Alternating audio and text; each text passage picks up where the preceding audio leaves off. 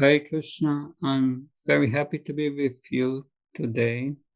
Today is, according to the moon calendar, the second day, the second Tirobhav of Bhakti Charumaraj, our dear spiritual master. And it is also the disappearance of Srila Sanatana Goswami and Guru Purnim. On this day, I would like to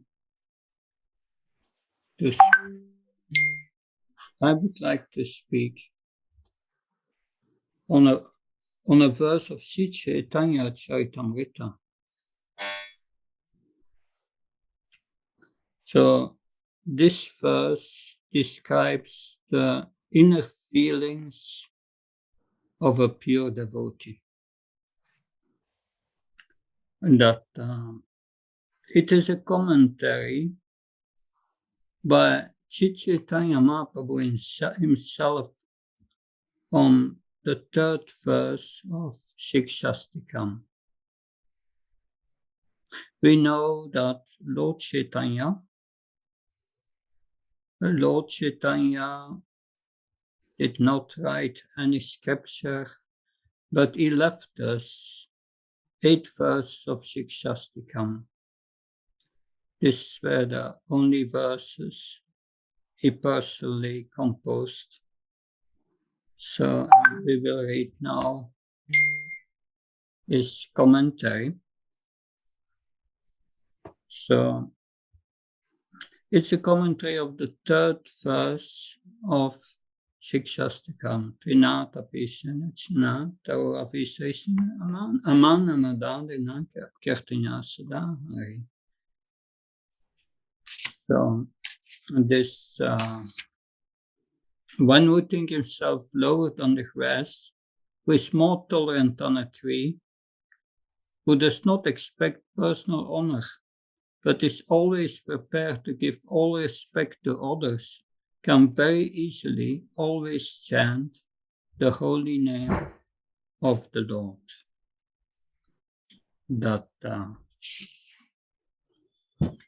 Now, I will read from Sri Chaitanya Charitamrita, which I put a verse on the screen. This is from the last chapter of Sri Chaitanya Charitamrita, entitled Shikshastaka Prayers. And this is Antya Lila, chapter 20, and I will read text 28, which is on the screen.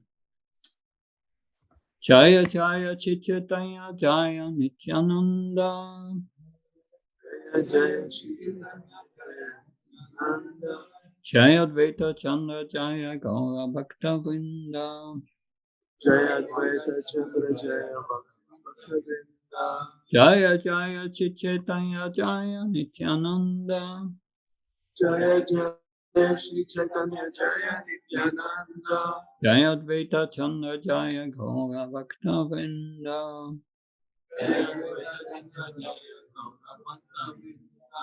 Jaya Jaya Chaitanya Jaya Nityananda.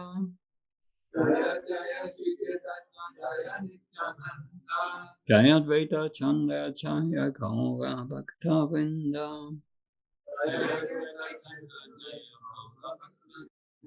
I will first read now the Bengali and then the translation.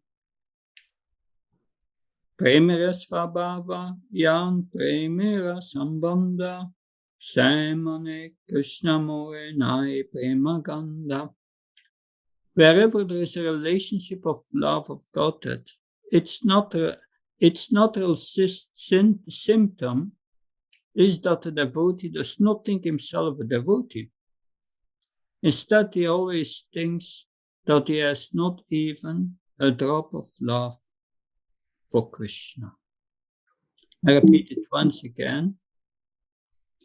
Wherever there is a relationship of love of Godhead, its natural symptom is that the devotee thinks does not think himself a devotee. Instead, he always thinks that he has not even a drop of love for Krishna. Now I read the purport.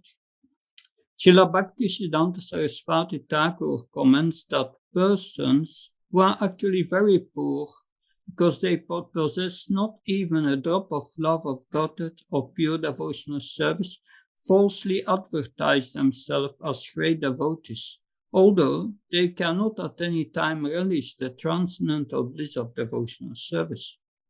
A class of so-called devotees known as Prakrita Sahajas sometimes display devotional symptoms to exhibit their good fortune. They are pretending, however, because these devotional features are only external. The Prakrita Sahajas exhibit these symptoms to advertise their so-called advancement in love of Krishna, but instead of praising the Prakrita Sahajas for their symptoms of transcendental ecstasy, pure devotees do not like to associate with them. It is not advisable to equate the Prakriti Sahajas with pure devotees. When one is actually advanced in ecstatic love of Krishna, he does not try to advertise himself. Instead, he endeavors more and more to render service to the Lord. The Prakriti Sahajas sometimes criticize pure devotees by calling them philosophers, learned scholars, knowers of the truth, or minute observers, but not devotees. On the other hand, they depict themselves as the most advanced, transcendentally blissful devotees, deeply absorbed in devotional service and mad to taste transcendental mellows. They also describe themselves as the most advanced devotees in spontaneous love, as knowers of transcendental mellows, as the topmost devotees in conjugal love of Krishna, and so on. Not actually knowing the transcendental nature of love of God, they accept their material emotions to be indicative of advancement. In this way, they pollute the process of devotional service. To try to become writers of Vaishnava literature, they introduce their material conceptions of life into pure devotional service. Because of their material conceptions, they advertise themselves as knowers of transcendental mellows, but they do not understand the transcendental nature of devotional service. I will now also read all the other verses commenting on the Trinata Pisyanitjana verse. Text 22. Uttamahanna apanake mane trinadama due pakara saisnutakare vrikshasama. These are the symptoms of one who chants the Hare Krishna mantra. Although he is very exalted, he thinks himself lower than the grass on the ground, and like a tree he tolerates everything in two ways. Vrikshayena katileya kitsuna baloya sukana maleya kare pane namakaya. When a tree is cut down, it does not protest, and even when drying up, it does not ask anyone for water. Yese maya geta eteya apana dana karma vishtisai anera karaya raksana. The tree delivers its fruits, flowers, and whatever else it possesses to anyone and everyone. It tolerates scorching heat and torrents of rain, yet it still gives shelter to others. Uttamahana Vaishnavaha nirabhimana Shive samana deepe jane Krishna adhisthana. Although a Vaishnava is the most exalted person, he is prideless and gives all respect to everyone, knowing everyone to be the resting place of Krishna. Amatahana Krishna namalaya Sri Krishna charani tanra prema upajaya. If one chants the holy name of Lord Krishna in this manner, he will certainly awaken his dormant love for Krishna's lotus feet. Kaite kaite prabhuradanya baldila Sudha Bhakti Krishna Tani Marite Ladila Nagila. As Lord Chaitanya spoke in this way, his humility increased, and he began praying to Krishna that he could discharge pure devotional service. I read the verse again that we read in the beginning. Prema svabhavayahan prema sambandha Shamani Krishna Morenai Prema Ganda. Wherever there is a relationship of love of Godhead, its natural symptom is that the devotee does not think himself a devotee. Instead, he always thinks that he has not a drop of love for Krishna.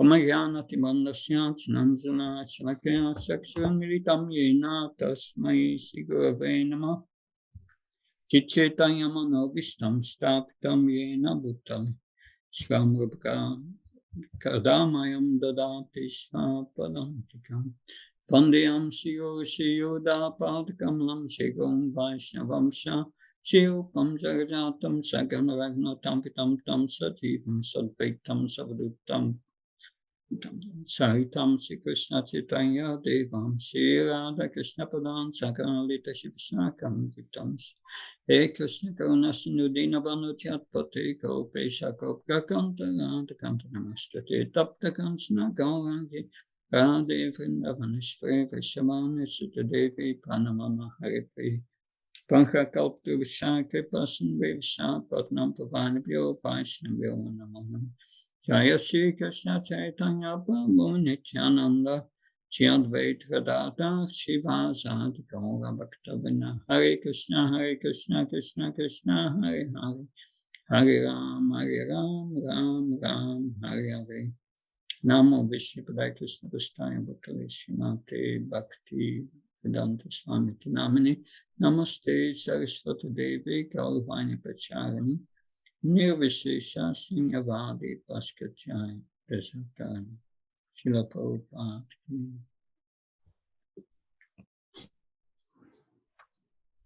So when I read this verse, I was thinking of Bhakti Charamaj. That the first time I met Guru Maharaj, he told me, I'm not a spiritual master, but I can connect you with Srila Prabhupada. Of course, that is the real definition of a spiritual master. He connects us with the previous spiritual master. That is the function of a guru. He repeats the words of his spiritual master. But out of humility, he said, I'm not a spiritual master. So in the purport here, it is said that a devotee has attained love for Godhead, even thinks not of himself as a devotee. And then Srila Prabhupada explains in the purport about Prakriti Sahajas. Prakriti Sahajas, they take devotional service very, very cheap. They to advance in devotional service means the development of devotion. That's the internal part. And the external part is the service with the senses. But the devotion should be there. The consciousness should be saturated with devotion to be a devotee. Because we are the consciousness, the soul, that's what we are. If our consciousness is there, not there in the service, we are not really there. And then we are not devotees. So that's, of course, a high level, because devotion begins when your mind is in the present, when you have controlled your mind. So that is at the level of Nishta. That's a high level. So of course, even in the beginning, there can be some affection and a glimpse of devotion if you are very attentive. But the point is, first give attention to Krishna, and then your love. But you cannot give attention with your consciousness if your consciousness is somewhere else. So it starts really from the Brahma Buddha platform, the platform of devotion, of the platform of liberation. Brahma Buddha is the beginning of spiritual platform. Prashanatma, one is peaceful, so one can be in the present. And then when you can be in the present, you can give attention, and then your love. And then devotion develops. So it's not that we call ourselves devotees, but internally, what's our situation? So to develop this attention to Krishna and be able to give attention to Krishna and to chant without inattentiveness. So we know there are 10 offenses, but the 11th offense is to be inattentive while chanting. And that's the root cause of all the other offenses. But the practices are just, they think, that they can have sense gratification and loving and be a devotee at the same time. But the reality is, if your attraction for sense gratification is high in this world, then your devotion or your spiritual practice is low, will not develop. And if your attachment for sense gratification is low, and then your spiritual life goes up. But you cannot have sense gratification and loving Krishna at the same time. That's not possible. Then it's not like that. That's not possible. And that is what the sadhus are trying. They are trying to get pleasure in this world and then love Krishna also. But they are not devotees, because there cannot be a tinge of devotion when you are attached to sense gratification. If you are breaking the four regulative principles, it's not possible. And that's the point Srila Prabhupada makes in the Prabhupada. He said the sadhus criticize the devotees, that they are not real devotees. But factually, they don't know what a devotee is. That a devotee, a symptom of making spiritual advancement is that one does not see oneself as a devotee, but just as a servant of the spiritual master.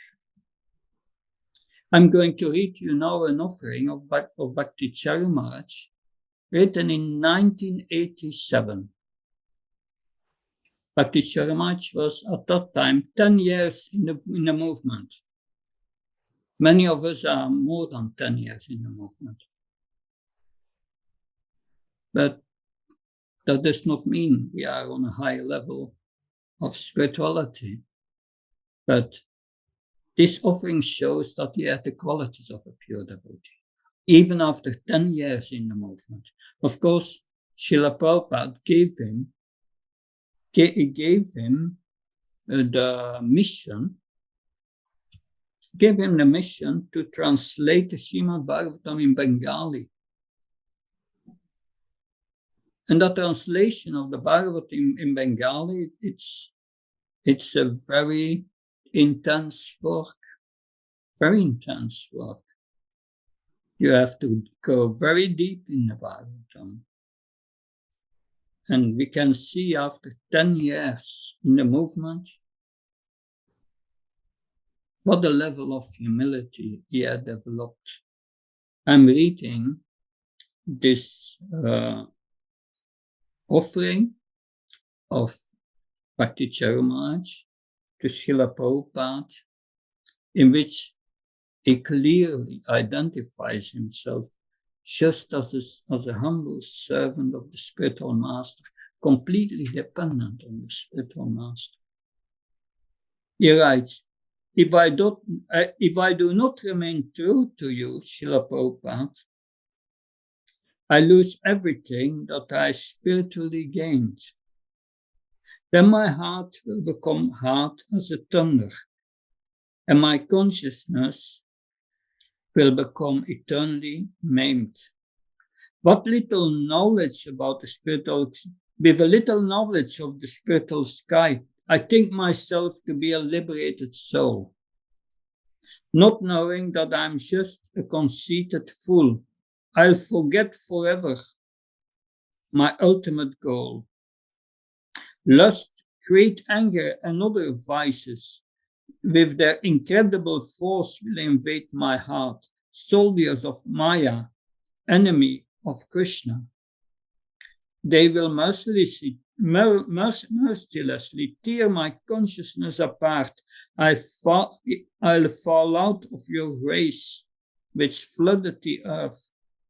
With love of Krishna, the most magnanimous gift, an unfortunate soul not knowing my goal, in the ocean of suffering I'll drift. If I do not remain true to you, Srila Prabhupada, I want to occupy the seat you adorn, knowing not how to struggle for Krishna. In the abyss of anguish, I'll be thrown, forgetting that I'm your eternal servant. I'll try to lord over everything that I see, lost as I am since time immemorial, in the dismal world of agony. Thinking you to be an ordinary soul, I'll try to be a clone to imitate you. Seducing the souls that sincerely want Krishna, I'll try to become a cheating guru. Maya will offer me all that I want, wealth, women, fame, name, thinking that they are the results of my devotion. I'll try to justify my deceptive claim. If I do not remain true to you, Srila Prabhupada, I'll surround myself with a bunch of fools, thinking myself to be as great as you are. I'll join one of those deviant schools, not recognizing my genuine friends who criticize me when I do something wrong. I'll stay with the ones who flatter me to make my position deceitfully strong, forgetting your glories as the Lord chosen one. I'll try to eclipse you as Rahu does moon. In my treacherous attempt to compete with you, I'll become bereft of the Lord's greatest boon. Maya then will offer me enough rope to hang myself with wealth and fame. Smearing myself with the stool of pig, I'll forget Krishna's holy name. If I ever deviate from you, Srila Prabhupada, bring me back to your lotus feet. Now that I've realized the consequence, help me become free from Maya's deceit. To follow your order is such an easy job, and the reward is high as the spiritual sky. Four relative principles and chanting of names will take us back to Godhead when we die. My will is weak and heart so impure, but still I want to receive your grace. My only hope is the blessings of the Vaishnavas and the blows from your divine mace. Let me be with you forever, wherever you are, and serve you so that I can be a speck of dust at your lotus feet to regain my eternal identity, your most unworthy servant. So he writes to regain my eternal identity. So he did not consider him a very advanced devotee, although we can understand by his words of humility how he identifies as a foremost servant of the spiritual master. And that's the true devotee. That we see how in his offering, Guru Maharaj is clearly explaining how he's afraid to deviate. But if he sticks at the lotus feet of Srila Prabhupada, then that will not happen. And that's why he also gave this instruction to us, that the instruction to never leave the lotus feet of Srila Prabhupada. So I've also sometimes new devotees, they write me or they approach me and they tell me how they became a devotee. But many times, the neophyte comes to tell you how you are a devotee. But I'm not yet a devotee. And this person is coming to tell me that he is a devotee. But it's not so cheap. The process of devotional service, according to Srila Rupa Goswami, that has 9 stages, from sadhu sangha to prema. That sadhu sangha, you first associate with devotees, then take initiation of a spiritual master, and then follow his instructions. Then you try to practice. Bhajana Kriya mostly is the external part, following the rules and regulations. But the mind is still too attached to things in this world. And it's difficult to give attention. And in the beginning, Bhajana Kriya, sometimes we struggle, sometimes we can follow, sometimes not. It's going up and down. And it takes a while before we come to Anartha Nivritti, when we come steady in our devotional service. And at that point of Anartha Nivritti, our heart starts to become purified on the condition that we chant his holy names without offenses. This is explained in Harinam Chintamani, that Harinam Chintamani is a dialogue between Haridas Thakur and Lord Chaitanya. And Lord Chaitanya, on invitation of, he's asking Haridas Thakur, please tell me how all these conditioned souls in this world can be liberated by chanting these holy names. And then the Haridas Thakur replies about the anarthas, that what are the anarthas? This attachment to dead things in this world, that attachment to sense enjoyment, that so many anarthas. And then he explains how to get free of these anarthas. And to enter this point of anartha nivritti, where the purification of the heart starts, you have to chant Nama Bhas, Haridas Thakur, the Nama Bhas chanting of the holy name. That this Nama Bhas is anartha nivritti, it's a reflection of the holy name. It's not the Sudanam. The Sudanam, the pure name, we will chant after liberation, after Nishta. But in Anartha Nivritti, we enter as we chant Namabhas, reflection of the holy name. And that reflection, this Namabhas alone can liberate you.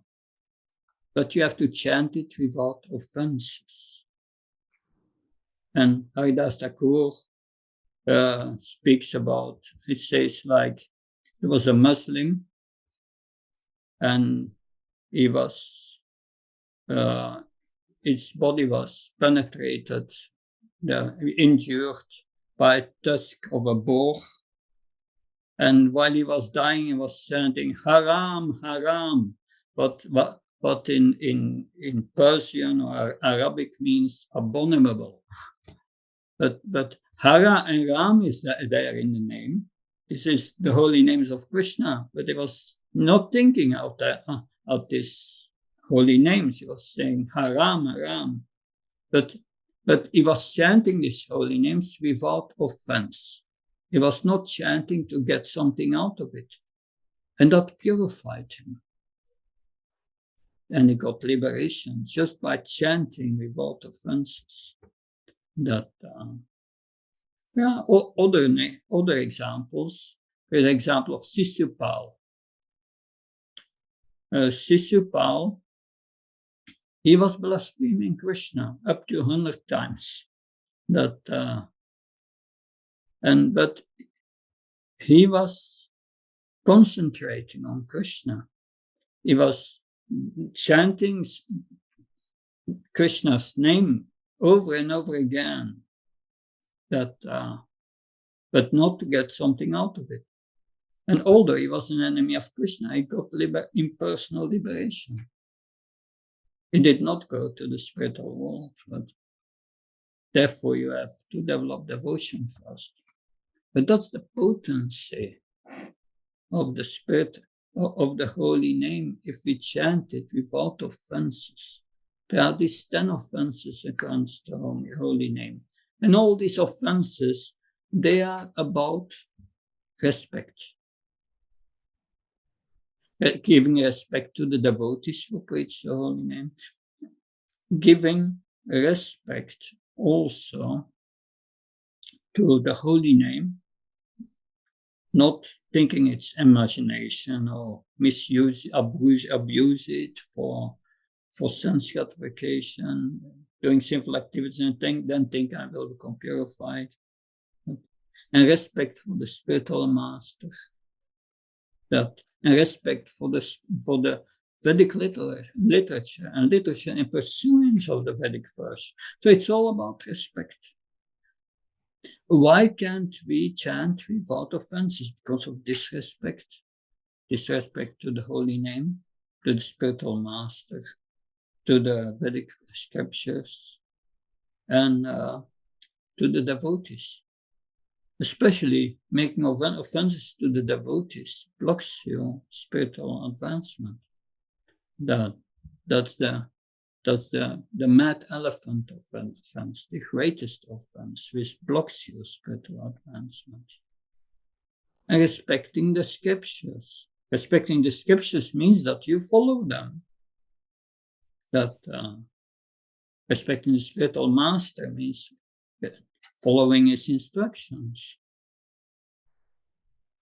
At least try to follow that. And then, in a mood of humility, more tolerant than a tree, more, that's humble, more humble than a grass in the street, and ready to give respect to others, no respect for oneself. So respect to others. That respect to the spiritual master, to the holy name, to the scriptures. That is a culture of respect we have to develop. That means that we have to develop a lifestyle of respect. That's very important. That means change of character. That as long as that change is not there in the heart, then we cannot enter this Namabhas. And Namabhas is the beginning of the purification of the holy name. Usually, this period of Anartha Nivritti can take 30, 40 years before we get to that, of our whole lifetime. And then you come to Nishta. Nishta means liberation. You think of Krishna and you will not be deviated by anything. Nashoshti Nakangshati, lamenting or planning things in this world is finished.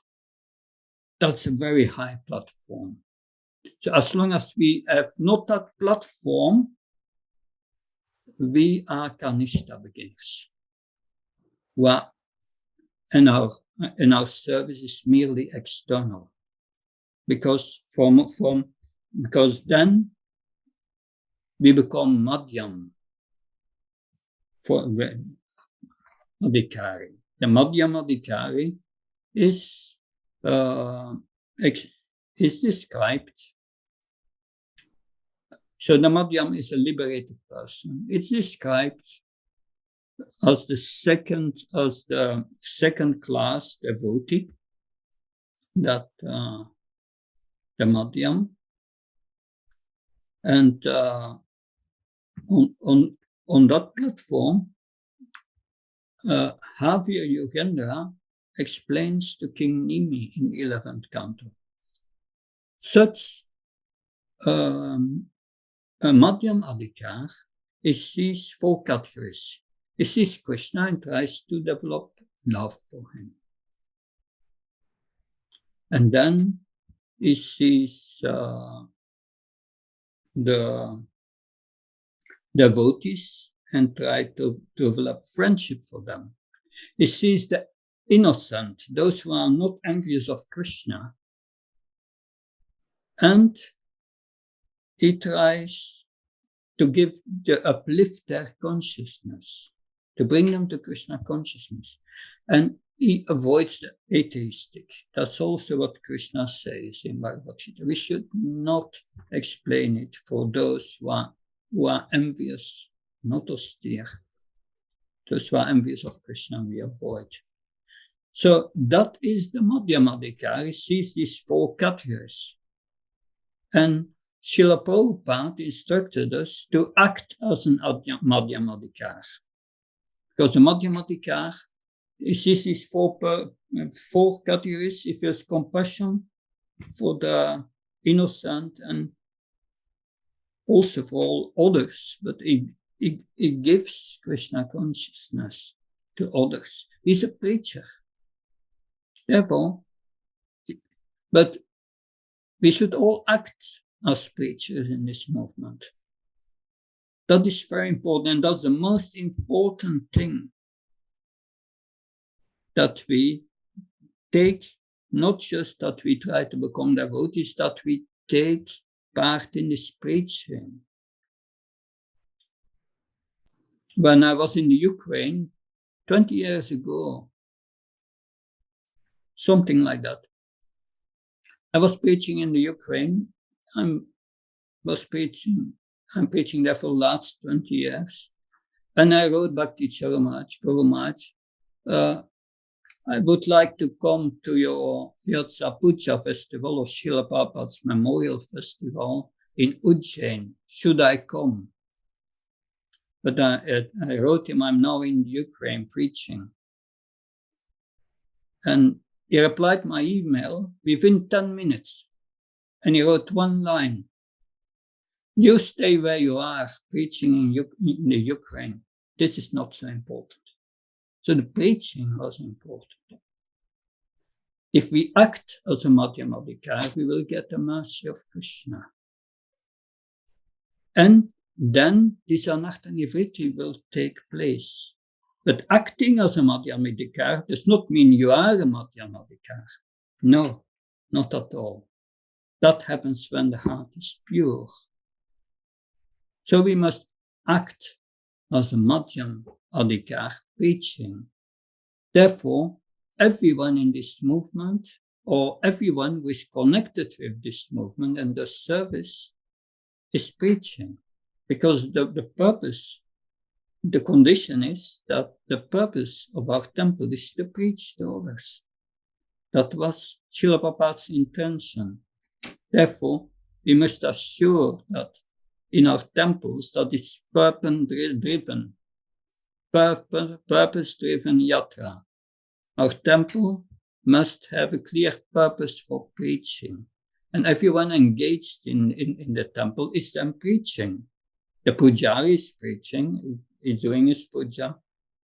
That's or Indriyash Prabhu is in the kitchen cooking, is preaching. So everyone is preaching just by being connected with the temple. Therefore, it's important that we are all connected with the temple.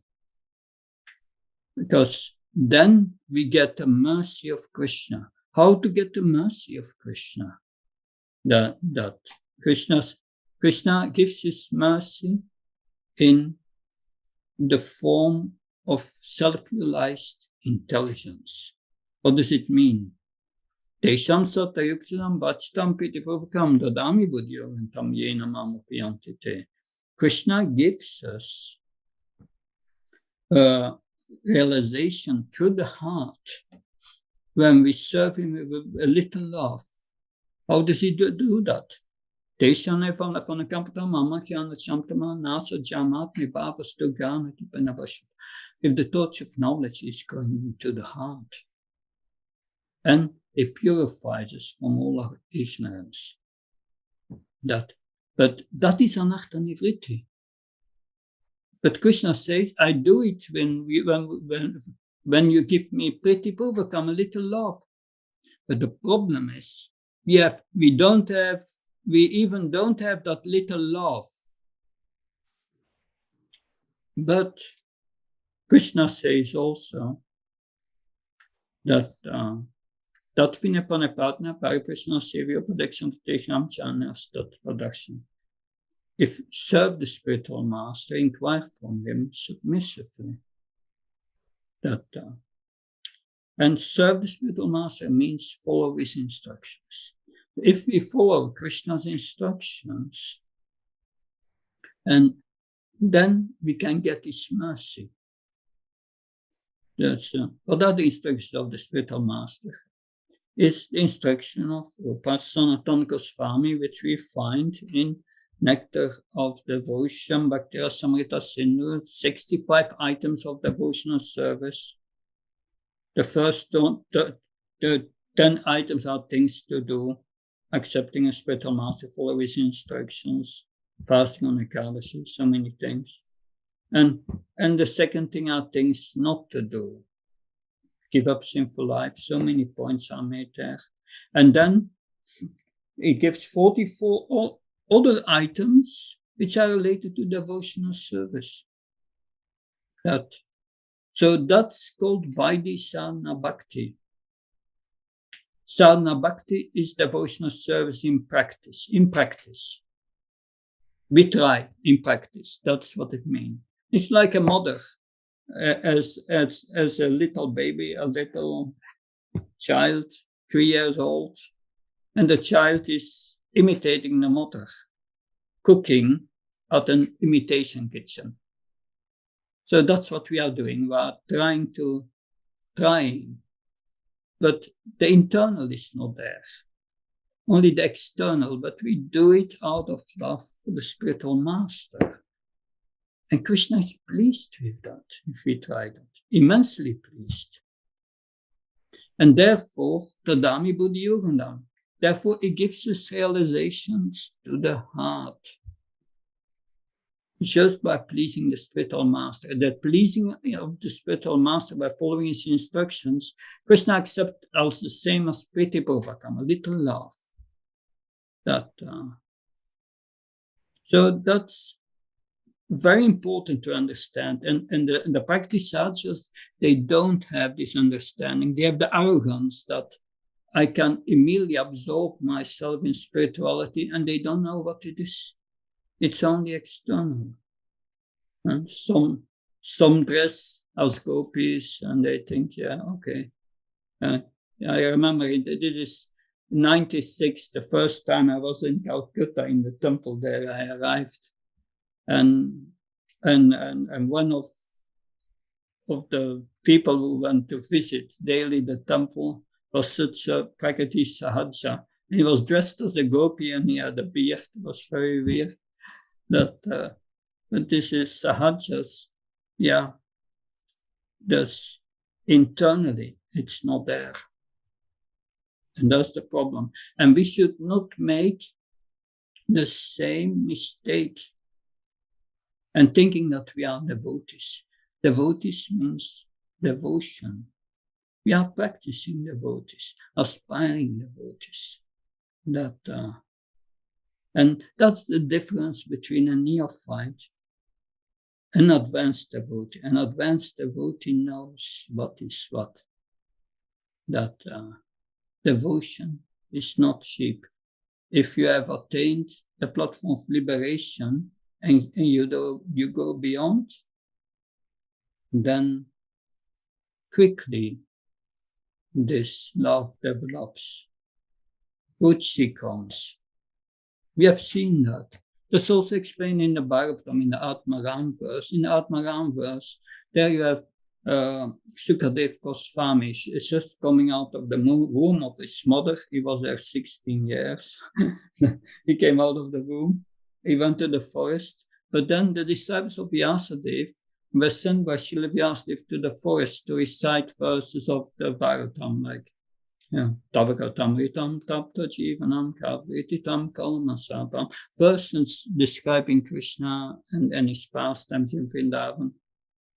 And although Sukadev Goswami was a liberated soul, he became attracted. If you are liberated, you don't become attracted to anything in this world. That means that there is pleasure beyond the liberation. And if one is pure in heart, has attained liberation, automatically you become attracted to Krishna. And then Ruchi comes. Great attraction. And then Ashakti. Krishna is revealing you within the heart. Revealing you within the heart. That. How does it happen? We chant, sometimes we think of Krishna, sometimes we forget Krishna. In the beginning, I could chant 16 rounds without thinking one mantra of Krishna. That was the beginning of my spiritual life. But then Smarna Vasta, Srila Prabhupada, in the purport of text 8 of Nectar of Instruction, right, as 5 stages. In the first stage, sometimes you think of Krishna, sometimes you don't think of Krishna. In the next stage, then the periods that you think of Krishna become longer. The periods that you forget Krishna become shorter. And then in the next stage, after that, and then it becomes continuous. And that is liberation. That is Nishtha, if you can do that. Always you chant and you always think of Krishna without any interruption. And when you attain that stage, then the concentration becomes deeper. Then you go from Ruchi to Ashakti. You start to find Krishna in the heart, in the form you feel attracted to him. And then you start to, Krishna reveals himself in the heart to such a pure soul.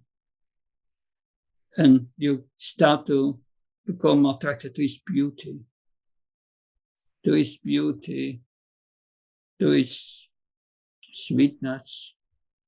And then Krishna reveals that he's in a holy dham, he's in the spiritual world. You start to see the parrots flying in, the kalpa vrikshas, and then you see Krishna is not alone, he has associates. And then you enter the aprakat lila of Krishna, unmanifested lila of Krishna in Goloka Vrindavan, in the heart. That's Ashakti, transcendental television, Srila Prabhupada said. But when that becomes more intense, then bhava, preliminary love of Krishna, and then prema. So that's the process, but the higher stages, that depends just on the mercy of Krishna.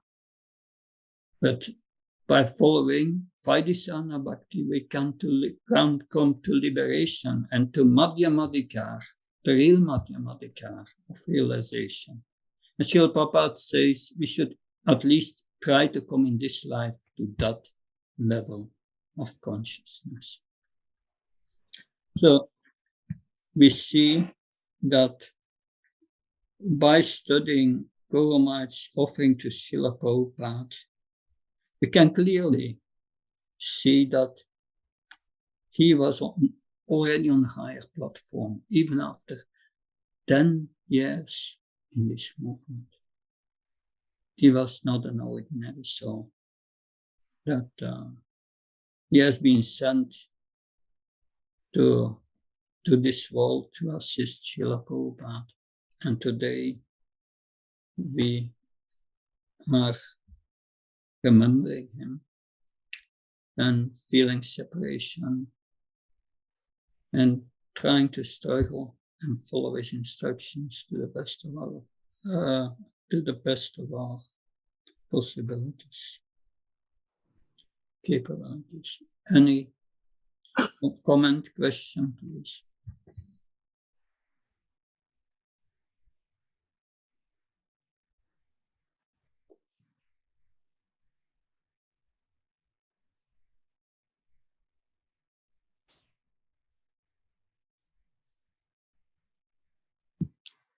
Hare Krishna Maharaj. Thank you for the class. There's the comment you said about respect, about how the 10 offenses are all about respect. Yeah, giving up our disrespect, yes. Giving up our disrespect. Can it also be said that for any reason, there's many reasons people go from the spiritual world to the material world? Can it also be said that it's always out of disrespect for Krishna that we come to this material world? Is the respect the key that we're missing? Well, the reason why we are here is because of envy of Krishna. And that envy is a seed of disrespect. Not respecting that Krishna is the owner of everything and therefore the enjoyer. Bhaktaram Jagatapasam Sarvalokamayashwaram. Krishna is the owner of everyone and therefore is the enjoyer, the rightful enjoyer. Envy means developing envy means disrespecting these two facts. That he is the owner and the enjoyer, the source of everything. Yes. So disrespect is our problem. Anything else?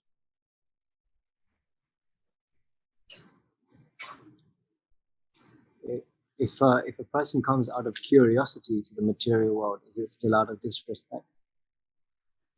That such a curiosity develops with some inner intention that it's trying to test Krishna. Is he really God? Yes, that's disrespectful. Good, thank you very much. That I'm. Thank you. Maharaj, I have one question. Yes. It's okay. Yes. Thank you very much, Maharaj, for the class, and especially the point about the purposeful operations in a establishment or in a temple. So, Maharaj, if you can guide, like, what would be the next step if we wanted to do it systematically? Because on a high level, we do mention, preaching is our purpose in a temple. But if we really want to establish that, what should we do? Yeah, that starts with understanding what Krishna wants us to do. That's the conclusion of Bhagavad Gita. Manmana, think of Krishna. Madhyai, manmana bhavamad bhakto. If you always think of Krishna, then you become Krishna's devotee. And what do you then? Machai, you're worshipping. Mam Namaskar, you're offering respect. That and Sarvadram Prisha, Mamkam Sarvadram from Sarvapabhyo Mokshishya Matacha. Then you surrender, you start to follow Krishna's instruction. But that's not finished. Then Krishna says, one should preach this knowledge of Bhagavad Gita and give it to others, not to those who are not austere, not to those who do not accept Krishna and think and are atheistic. But we should preach. So Krishna says we should preach, trying to elevate the conscience of others. Now there are different ways our temple can do that. First, on the lowest level, that you have to attract new people. To attract new people, you have to know what are their new interests, what are their interests, and make programs to attract them. That try to find out who is receptive for Krishna consciousness and preach to them. Lord Chaitanya came to America and he preached to the hippies because they were receptive. They were willing to give up their old life and to get new values. That therefore they were good candidates. Also Lord Chaitanya, when he went to Varanasi the first time, Pariksananda and the Mayavadis, they criticized him. But then later, a few years later, he came back, and then a Maharashtrian Brahmana invited him, and they were more respectful, and he accepted their invitation and preached to Pariksananda, Sarasvati, and the Mayavadis, and he converted them all into Vaishnavas. But in the beginning, he would not do, because they were not respectful. So find out who is receptive. Mostly those who are receptive in society are those who are on a conjunction in life, like college students or people who are already pious because they are vegans or whatever.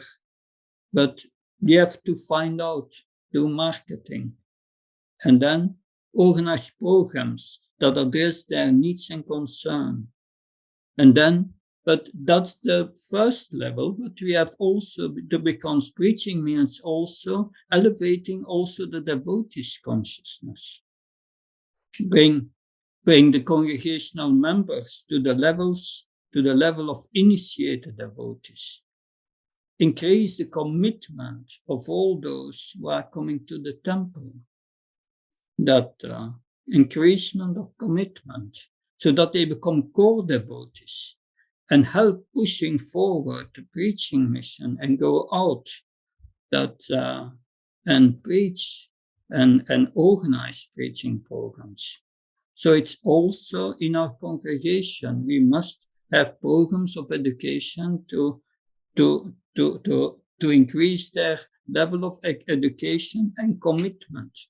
And these are preaching strategies. And these preaching and developing these preaching strategies are very important. Srila Prabhupada had so many discussions with Tamal Krishna Goswami 3 days before he left his body in Vrindavan.